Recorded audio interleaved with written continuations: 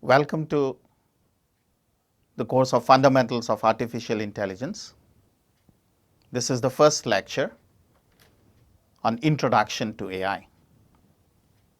In this lecture, we will look at the quest for AI, the thoughts, ideas, work that have influenced the growth of artificial intelligence.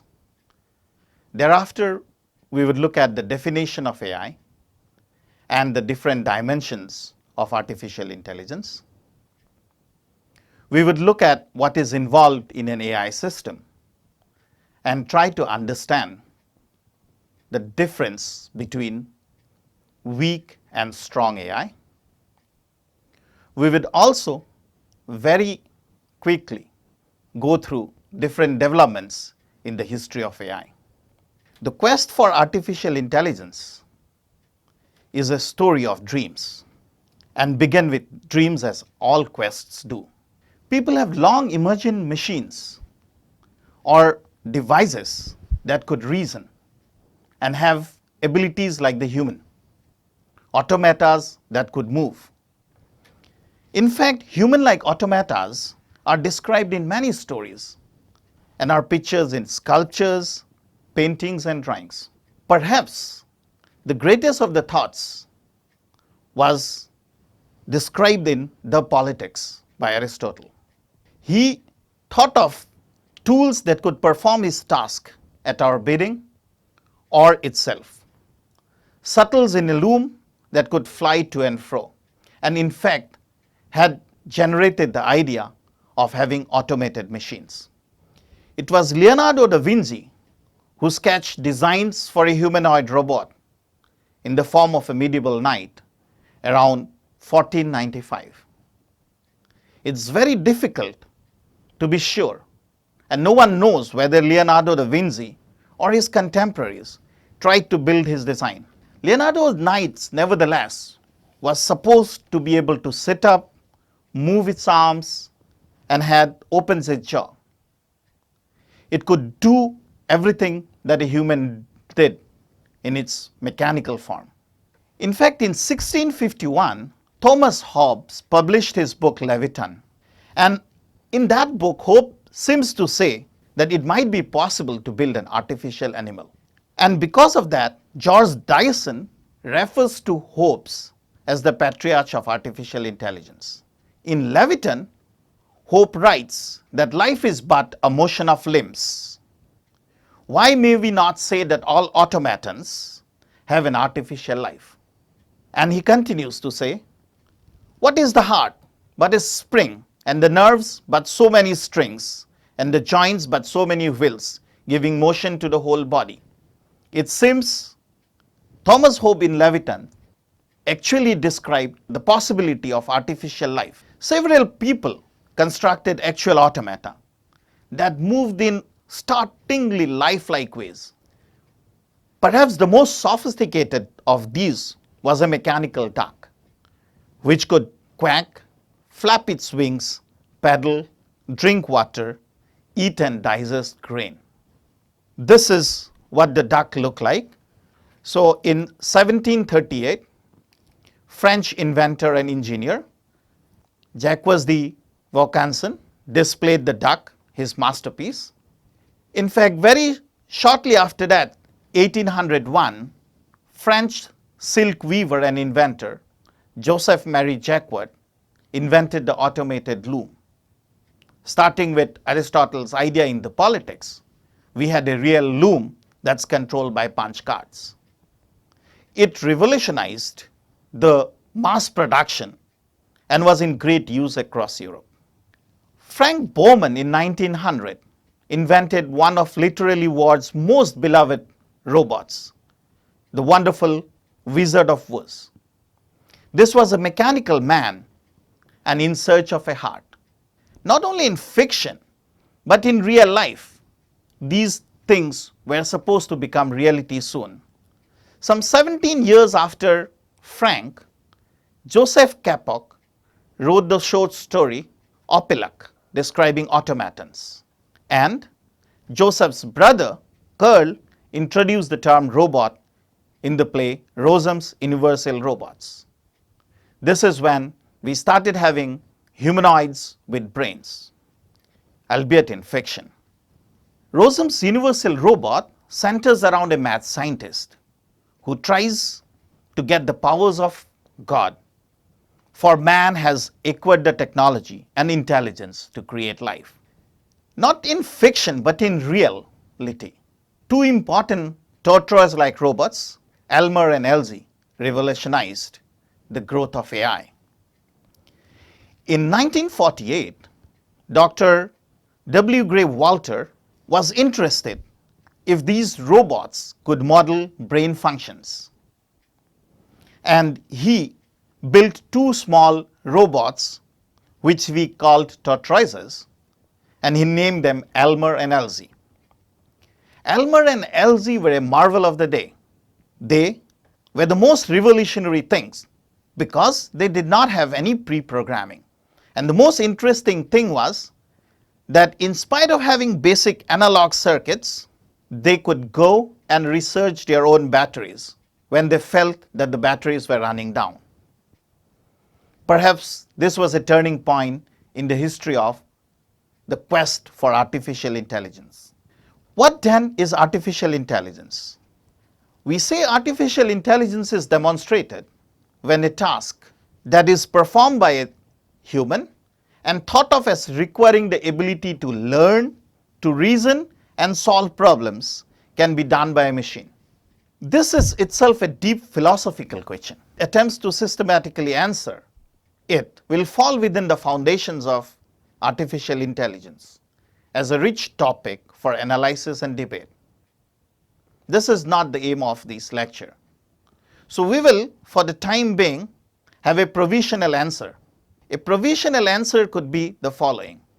Artificial intelligence is the field devoted to building artifacts capable of displaying in controlled, well-understood environments and over sustained periods of time behaviors that could be considered to be intelligent, or more generally, behaviors that are at the heart of what it is to have a mind. Two things are very important in this working definition of AI that we go forward with. We need to look at behaviors that we consider to be intelligent.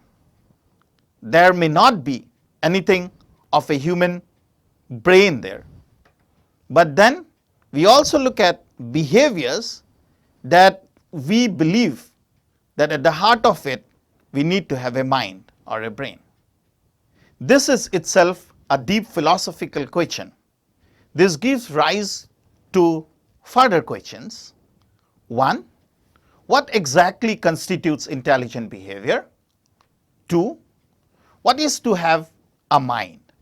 Three, how humans actually manage to behave intelligently? Let us look at each of these questions one by one. How humans actually manage to behave intelligently? This question is empirical. It is predominantly for psychology and cognitive science to answer. However, this is a very pertinent question for AI.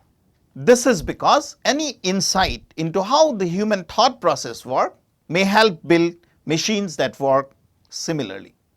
In fact, it's very difficult to separate out the growth of cognitive science and the growth of AI. Each have lended help to the other, and their history is intertwined. The next question on what it is to have a mind is a question that what is the mark of the mental, and is a philosophical question. The thrust on artificial intelligence has lent significant urgency to it. In fact, very careful philosophical contemplation of that question has influenced the course of artificial intelligence itself. The third question, what exactly constitutes intelligent behavior, is the question specifying precisely what it is to count as intelligent. This has been traditionally met by proposing particular behavioral tests whose successful passing would signify the presence of intelligence. Let us now look at the dimensions of artificial intelligence vis-a-vis these three questions. So we could have four different things involved. It would be like whether something is thinking, acting, or it is giving rational behavior, or it's giving human behavior. So an artificial system could either fall into one of these four ways of looking at things, and therefore we could have systems which would be thinking humanly, or thinking rationally, or acting rationally, or acting humanly. Think like human, when we say, we mean we need to model human cognition. Think rationally would involve formalizing the inference process. To act rationally would mean doing the right thing always. And the fourth, act like human, would involve exhibiting human behavior. Let us look at each of these dimensions one after another. The first one, thinking like the human, involves modeling human cognition and is an area that has been looked at very closely by the information processing community within psychology and has got an huge push from the cognitive revolution. It requires scientific theories of internal activities of the brain. In fact, Newell and Simon's general problem solver is a kind of these intelligence system. The general problem solver, developed in 1957 by Alan Newell and Herbert Simon, embodied a grand vision. It thought of a single computer program that could solve any problem, given a sustainable description of the problem. It did cause quite a stir when it was introduced. And many people felt it would sweep in a brand new era of intelligent machines. It's a different story that it didn't happen the way it was hoped to make its contribution. The next dimension of artificial intelligence is about thinking rationally, which involves formalizing the inference process. In fact, there are several Greek schools which develop various forms of logic, notation, and rules of derivation of thoughts. They may or may not have proceeded to the idea of mechanization of these processes, but the very idea of formalizing the inference process has a direct line through mathematics and philosophy to modern AI. In fact, Aristotle has a huge contribution here. Aristotle considered rationality to be an essential characteristic of the human mind. Perhaps the deepest contribution of Aristotle to AI was the idea of formalism, notion that remains at the heart of contemporary computational theory of mind and what we will see later to be strong AI.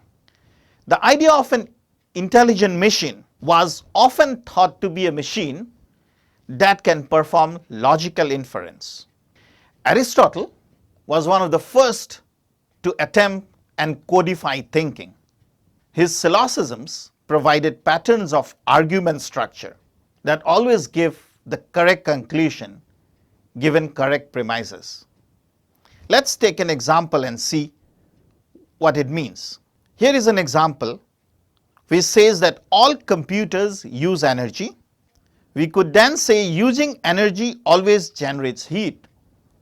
And from these two sentences, we could draw a conclusion that all computers generate heat. Aristotle told us how to do it in a pattern of argument structure. But then there are many obstacles to the logistic approach in building programs to create intelligence. They are: number one, not all intelligent behavior is meditated by logical deliberation. Number two, if everything is logical deduction, question is, what is the purpose of thinking? What thoughts should I have? Informal knowledge is not precise, and therefore under a logical premises, it's difficult to model uncertainty. Number 4, the theory and practice of putting everything within a logical system is hard to put together for real life problems. Let us now focus attention on the third dimension of artificial intelligence, which is act rationally, that is, doing the right thing. Rational behavior or doing the right thing is where one is expected to act to maximize goal achievement given the available information. Now, many of our rational acts do not necessarily involve thinking. Most of the bionic reflexes that we do, like if your glass is slipping out of your hand, you just re-grasp it with more pressure. We do it without thinking. So they do not necessarily involve thinking. It is definitely more general than the logical approach and amenable to scientific development than approaches based on just human behavior or human thought. However, achieving perfect rationality in complex environments is not possible. This is because of the high computational demands that such systems put. We now focus attention on our fourth dimension, which is act like human, that is, exhibiting human behavior. Creating machines that perform functions that require intelligence when the same functions are performed by people. There are a number of capabilities to be incorporated in such systems that need to act like human. They include things like natural language processing, knowledge representation, automated reasoning, machine learning, computer vision, and of course robotics. It was Alan Turing who published his landmark paper in which he speculated about the possibility of creating machines with true intelligence. He noted that intelligence is difficult to divide, and therefore he devised the famous Turing test. In fact, the Turing test was the first serious proposal in the philosophy of artificial intelligence.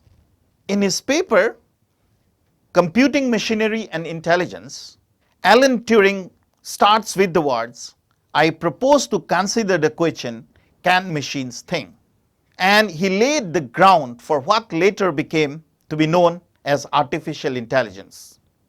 The Turing test, or the imitation game as it was called in the paper, was put forth as a simple test that could be used to prove that machines could think. The Turing test involves the following.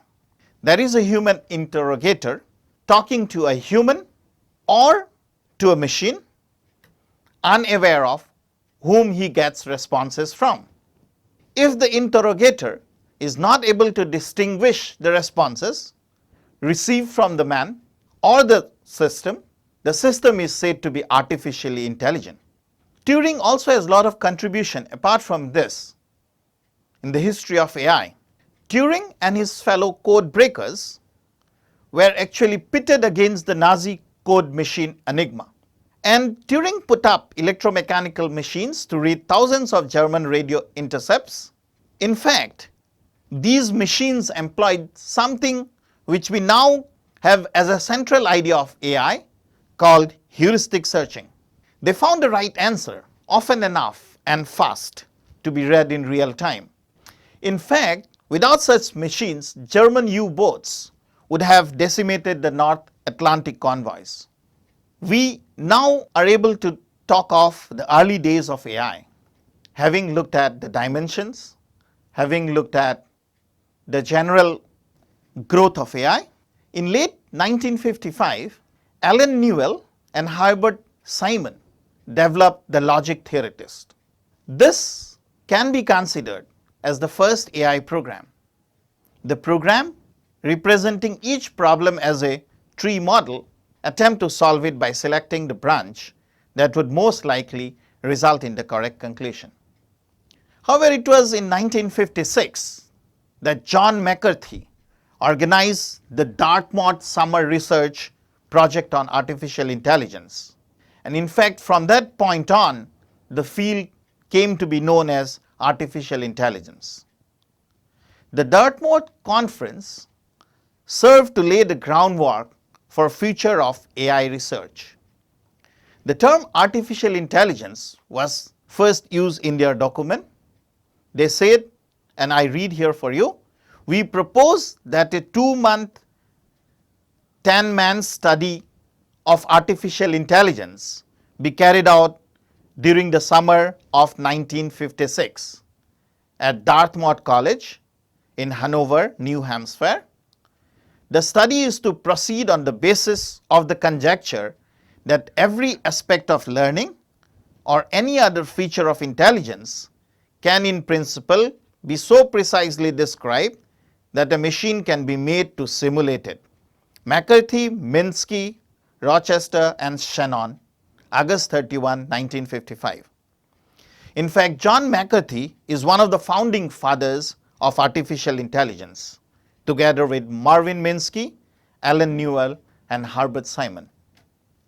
We now have looked at the dimensions of AI and have realized that we could be either thinking humanly, thinking rationally, or acting humanly. These leads us to two distinct concepts of AI, the weak versus the strong AI. The weak AI is aimed at building machines that act intelligently. Now, they do not take a position on whether or not the machines actually are intelligent. Whereas strong AI is a field which is devoted to building persons. As Charnock and McDermott concede in their classical introduction to AI, that we are very far from achieving what is strong AI. However, the ultimate goal of AI, which we are very far from achieving, is to build a person, or more humbly, an animal. Charnock and McDermott do not say that the ultimate goal is to build something that appears to be a person or acts like a person. Their brand of AI is so-called strong AI, an ambitious form of the field aptly summed by Hoagland. The fundamental goal, according to Hoagland, is not merely to mimic intelligence or produce some clever fake, not at all. AI wants only the genuine article, machines with minds, in the full and literal sense. This is not science fiction, but real science, based on theoretical conception as deep as it is daring. Namely, we are at the root computers ourselves. And this is where Nielsen's definition of AI is interesting to note. The goal of work in AI, according to Nielsen, is to build machines that perform tasks normally requiring human intelligence. Whether it copies the way human intelligence works is not clearly specified. But we would love to have it perform tasks that would require intelligence. So what is involved if some AI system has to work that requires intelligence for a human being to do the same work? We would need interaction with the real world. That is, the system should be able to perceive, understand, and act. It would involve things such as speech recognition, image understanding. The next thing would be reasoning and planning, involving modeling the external world, planning and decision making, and deal with unexpected problems and uncertainties. Thereafter, any intelligent system should be able to learn and adapt. That is, should have internal models which would be always updated. For example, a baby learning to categorize and recognize animals. Such an work would therefore involve a huge number of disciplines contributing and interacting with each other. One of the disciplines that has made large contribution to the growth of AI is philosophy, where we had looked at one of these ideas of logic. Then they have contributed to method of reasoning, mind as a physical system, to the foundations of learning, and language rationality. The next area that has contributed hugely to the growth of AI is mathematics, involving formal representation and proof theory, algorithms, computational decidability, tractability. The other area that has contributed to the growth of AI is statistics and probability, which involve modeling uncertainty and learning from data. Of course, economics have had a huge impact on AI in theories such as theories of utility and decision theory. In this course, we would definitely look at some formal representation, and we will look at modeling uncertainty and learning. We would of course look at decision theory. The other area that has influenced AI in a huge way is the growth of the area of neuroscience, or neurons as information processing units. As we will see later, these developments in this area has in fact moved the course of AI in a huge way. Psychology and cognitive science, as I told you before, has made a huge impact in the area of AI. We look at how do people behave, perceive, process cognitive information, represent knowledge. Our understanding of these processes allow us to develop artificial intelligence systems that can do the same thing. In fact, the growth of cognitive science has also been pushed by the growth of AI, particularly machine learning. Next area of study that has made AI possible and pushed the frontiers of AI is the area of computer engineering. Having fast computers has made a large impact. And then control theory that talks of designing systems that maximize an objective function over time has pushed the growth of AI. One area which have made a huge impact in the way artificial intelligence systems have developed over the years is the area of linguistics, particularly knowledge representation and grammars. In this course, we would look at knowledge representation, we would look at neurons as information processing units, we would definitely do representation of knowledge in cognitive science and psychology. Let us now look at a brief history of AI and try to understand how the area has evolved over the years. As I told you in the previous slide, the earliest beginning of AI was in 1943 with the McClough and Pitts Boolean circuit model of the brain, which is about the neural model. In 1950s, we had the initial promise with of course Turing's interesting and seminal paper on computing machineries and intelligence. We have Samuel's checker program, which we will talk of in our module on machine learning, which was the first program of machine learning. In fact, the Samuel's checker program running on an IBM machine, playing checkers with a human, could defeat a human and was very popular at that point of time. We had very early AI programs like Newell and Simon's logic theorists. These were very initial promising enterprises in the area of AI. The enthusiasm continued for the decade 55 to 1965. With the Dartmouth meeting came the term artificial intelligence. Very shortly thereafter, Newell and Simon came up with the general problem solver, which we have discussed in one of the previous slides. Thereafter, there was the geometry theorem prover, and John McCarthy came up with the programming language called Lisp. However, very soon the reality dawned. There was a realization that many artificial intelligence problems are intractable. People soon realized the limitations of existing neural network methods. And in fact, people left neural networks as something that would not make any great impact. However, between 1969 and 1985, people were starting to realize that domain knowledge is something that could change the tilt. Development of knowledge-based system was growing, and there are a lot of success stories. Success of rule-based expert systems such as Dandrel, Mycin. But these were too brittle, and they did not definitely scale well in practice. However, starting with 1986, we had the rise of machine learning. Neural networks again returned to popularity, albeit with a lot of other modifications, which we will look at in our module on machine learning. There were major advances in machine learning, both in terms of algorithms and applications.